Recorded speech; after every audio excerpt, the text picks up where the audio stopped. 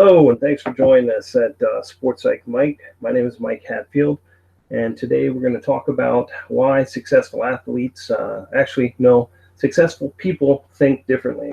They have belief systems that support their success, and they actively work to manage these thought patterns. Every single person who conditioned themselves mentally will have a readily practiced methods and strategies that support effective thinking. And then the big question here is, have you trained your mind today, or do you know how to train your mind? Sports Psych Mike is offering these free video webinars to be able to teach you how to implement sports psychology skills or mental skills training easily into your daily life. So this is the first part of what I would coin the BIG4 Mental Skills webinar series.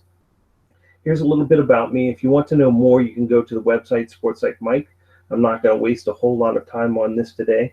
Know that that's my family, working on a dissertation for doctorate in psychology and with an emphasis in sport and performance. Spent a lot of time in the military, not only in the Marine Corps, but working with Navy SEALs, Green Berets, various other elite level warriors and agency personnel as well.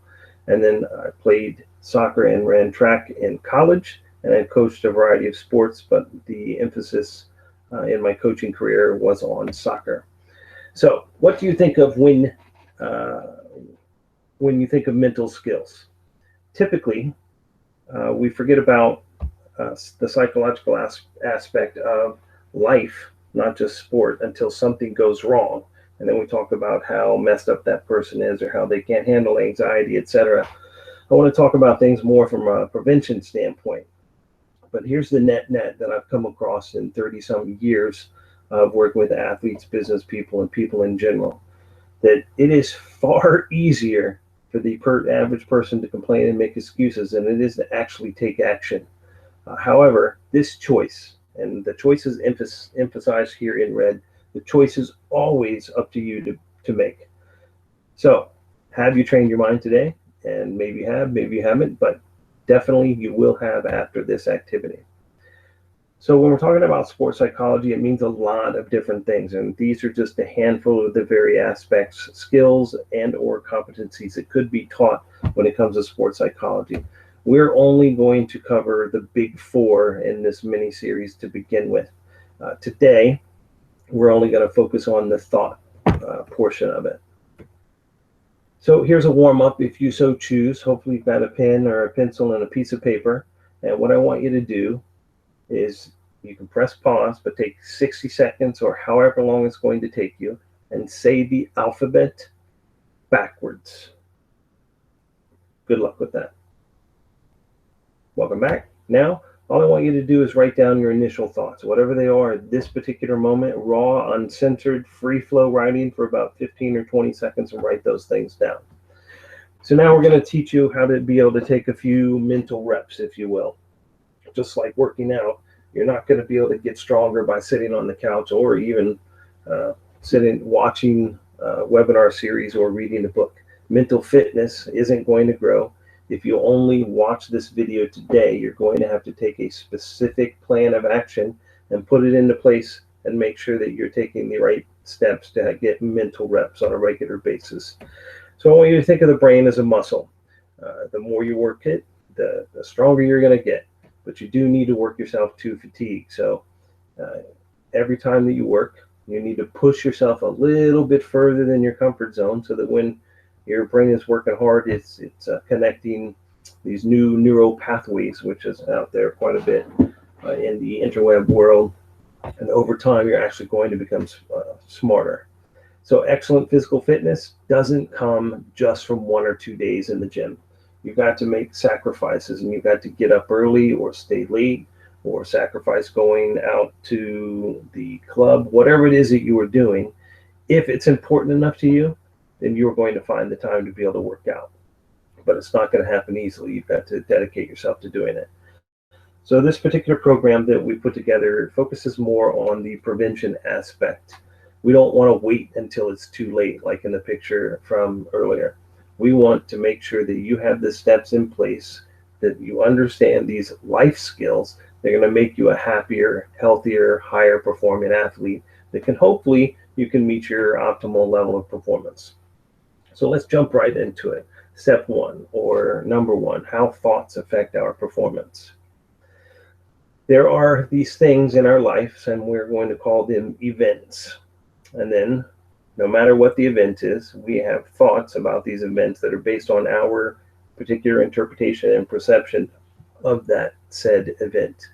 This leads to our mindset, but it is driven by our values, our attitudes, and beliefs. And a lot of times people will call these core values.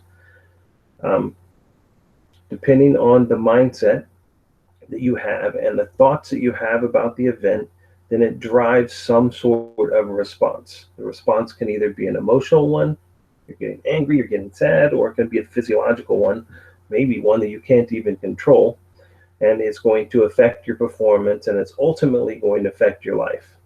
If you spend too much time thinking about the past events, then it could lead to depression. If you spend too much of your time and your thoughts on the event and you're thinking about the future, then you're running the risk of having some kind of anxiety or chronic anxiety throughout your life. Either way, where we want to be as an individual is that we want to make sure that we're in the fully present mode and our thoughts are right here, right now. We don't want to be thinking about the past. We don't want to be thinking about the future. We don't want to be thinking about anything other than right here, right now, and how we're choosing to view that particular event. This is a very, very deep concept that we could spend 2 or 3 hours talking about just how your thoughts affect your performance. But I'm pretty sure you guys are smart enough to get the picture. So here's an example of what I mean. A penalty kick. A penalty kick is an event. It does not change. It gets practiced quite often in the sport that I love called soccer. However, when you step in front and that lower right-hand corner, you suddenly put your teammates around there. The referee's got the whistle. It's in a competition. There are fans in the stands. I don't know how many of you play in front of 60, 80, 100,000 people, but maybe you're like Cristiano Ronaldo. But if you look at his secret, right, he just looks at the net and just says, take the kick. So there's a lot going on in that little statement. Today, we're only going to talk about how his thoughts are affecting his performance from the standpoint that that's still the same distance, right? It is still 12 yards from the end line. The goal doesn't change. It's 8 feet by 24 feet. Those events, those measurements are going to be the same regardless of the activity. But Cristiano's mindset, and he's got a pre-performance routine, which is another lesson. He's also got an attitude statement. There's a cue to direct his attention. There's a lot happening in that little sentence. But for today, just understand that that event doesn't change, but your thoughts about that penalty kick may change if it's going from practice to a game, you're up, to end of overtime penalty kicks to win the game, to being the last penalty kick in the World Cup with the World Cup championship on the line. Nothing changes, though, other than your thoughts. Still a penalty kick. Doesn't matter. All right. Believe that you guys get this. Last NFL season really kind of irritated me a little bit. The announcers were talking about a lot of the pictures that I had in the first slide in the beginning. How a lot of athletes seem to, and you can't see it, but I'm holding up air quotes, choked under pressure. And one of the comments that Chris Collinsworth made was, you can't train for a 3-foot putt at the Masters. I wanted to jump through my television because you absolutely can. The putt doesn't change, other than the fact that, yes, there could be some weather factors. There could be some angles, the run of play, how dry is the course. I understand all of that. But it is still just a 3-foot putt, just as the penalty kick. The event doesn't change. But this idea that pressure is suddenly magnified is created in the mind, dictated by where your thoughts are. Are you thinking about your past performance? Are you thinking about the future? Or are you thinking about just here and now? Not, I missed this the last 2 times, I'm Jordan Spieth and I'm going to choke again. Or Holy cow, if I miss this, the media is going to be all over me. We want people to be fully present and only worried about that little ball, that little putter, and put it in that gigantic hole. Simple as that. So the event is the event, and it does not change regardless of the crowd that is around you, unless you cannot control your thought patterns. So that's what we're going to cover today. How do you do that, Mike? Well, that's a fantastic question. Let's get right to it. So if you look at the worksheet page to the left, this is in our Sports Like Mike worksheet or workbook, and it's got the same model so that it always keeps you in mind. But the key takeaway here is that how you choose to think about the event is directly up to you as an individual. Much of stress is simply our perception and our interpretation of an event. Many people, I would say, this is a Mike Hatfieldism, the average person in the world, 98%, I guess, do not practice how to be fully present in the moment. So you need to be able to understand first, there's a direct link between your thoughts, your emotions, your physical state, and those are ultimately going to affect your performance. And it could either affect it in a positive manner or an ineffective manner. So 2, you discipline the mind to be confident and trusting under duress, which is, again, especially in a sporting event, the stress is simply in your mind. It's you perceiving that actual penalty kick is more stressful than it really is when it is just a penalty kick. It doesn't change. Your perception of it changes. 3, how we think can often become a self-fulfilling prophecy. There's a wonderful video series, and if somebody really wants to see it, I'll send it to you, but it's about baseball, where Bill Buckner is on camera, on record, stating that the ball might go through his legs, and his worst case scenario is he's going to lose the World Series. And so what happens? The ball goes through his legs and they lose the World Series. Sometimes what we expect is what we get. And so if you can choose to control your thoughts or regulate your thoughts, then you can set yourself up for success. And that self-fulfilling prophecy can be one of high performance versus one of ineffective thoughts and low performance. So this mindset that is individual up to you is a mental attitude that determines how you're going to interpret and respond to situations. But it cannot be left up to chance, period. You have to get control of this in the beginning. It is going to be somewhat of a challenging exercise for many people, but tough. If you want to get better at it, then you should be exposing your weaknesses and have the right mindset to grow and learn from mistakes and failure and move on from there. So you see on the worksheet to the right, thoughts affect performance, it's blank. So you fill in the event. What I want you to do, though, is you'll see the 1, 2, 3, 4 is you actually list the events where, and you can choose, do 2 where you feel that you were at your best, and maybe 2 more where you feel that you were at your worst or you choked, if you will. So you'll take a few seconds on your own and can write those down on a piece of paper. If you've purchased our workbook, then you can use the workbook pages. But just write those down. When were you at your worst? And we're just listing the events right now. Then what you do is you take one of the events, and I'd like for you to take one of the events where you weren't at your best and do that first. So the worst. Write the event down. Then I want you to go back into the recesses of your mind and think about what was it like, what was going through your head during that event. So if it was a penalty kick, were you super nervous?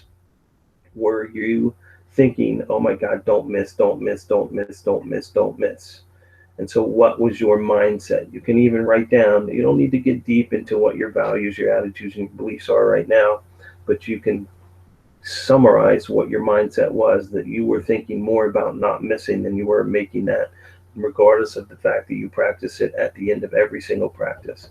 So in the blue boxes at the bottom, write down from an emotional and a physiological standpoint. So what happened emotionally? Were you scared? Were you nervous? Were you full of anxiety? And then if you were, what happened, what literally was happening inside your body. Did you have the butterflies? Were your knees shaking? Were you a flop sweater?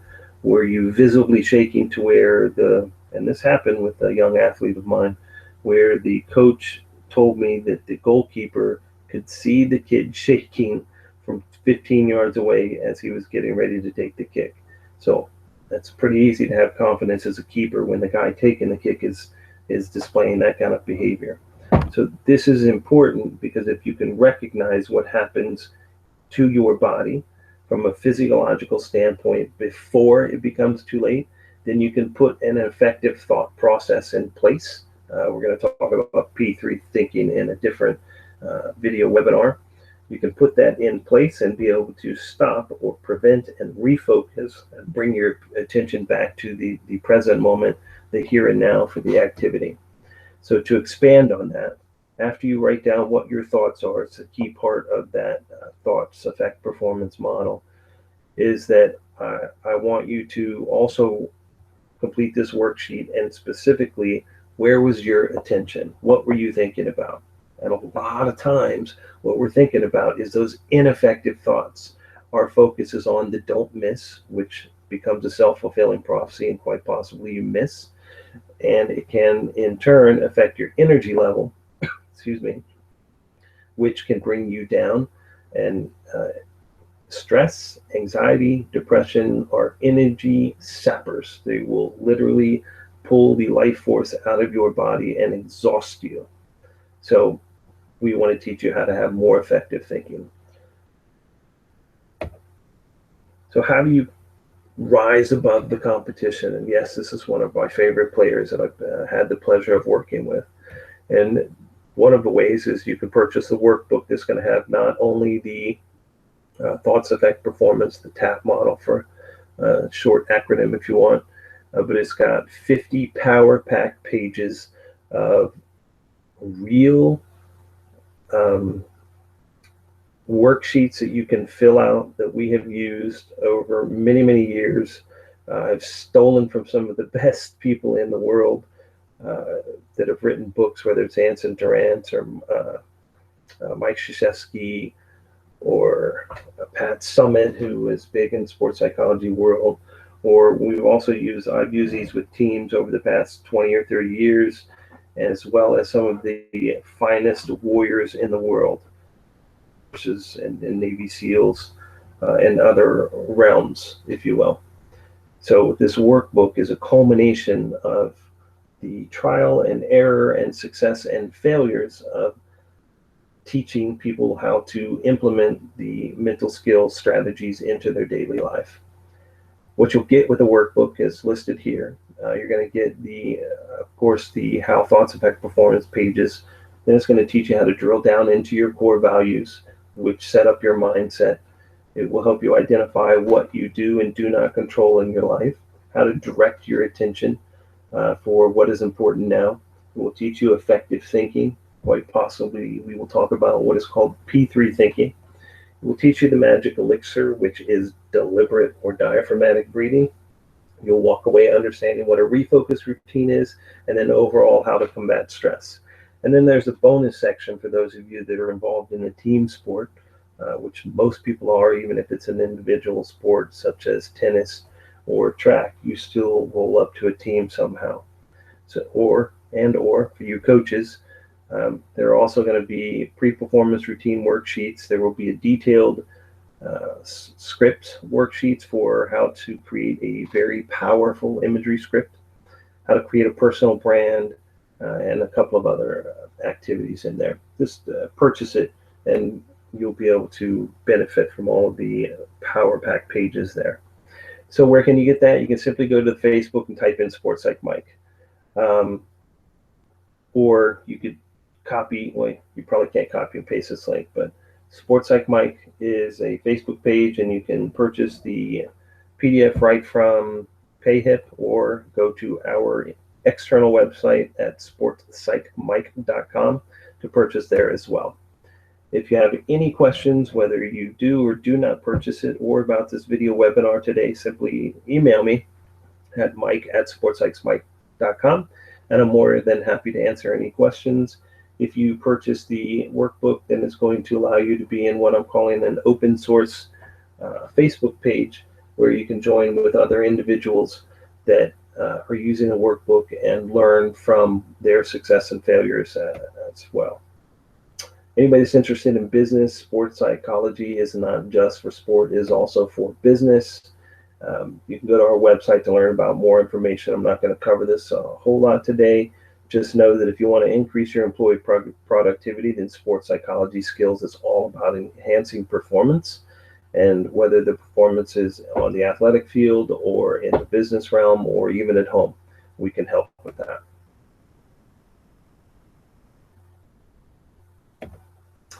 And then, of course, that's the life part. We're running a beta. We're doing what's called a mental obstacle course, and we're going to have a home portion where people can test themselves on mental skills training combined with physical training, and then load their scores on Facebook, and we'll have a leaderboard to see who's doing best.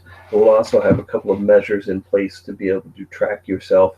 You can do a pre-test or a baseline test. You can work out for 4 weeks and let's see if your attention is getting better, for example. Or if you have biofeedback, then we can see if your heart rate variability is improving as well.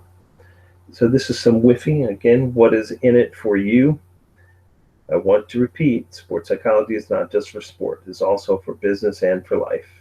But either way, you need some kind of a personalized training on how to acquire and apply these mental skills so that you can actually grow or strengthen yourself from a mental standpoint, and then be able to persist in life in general.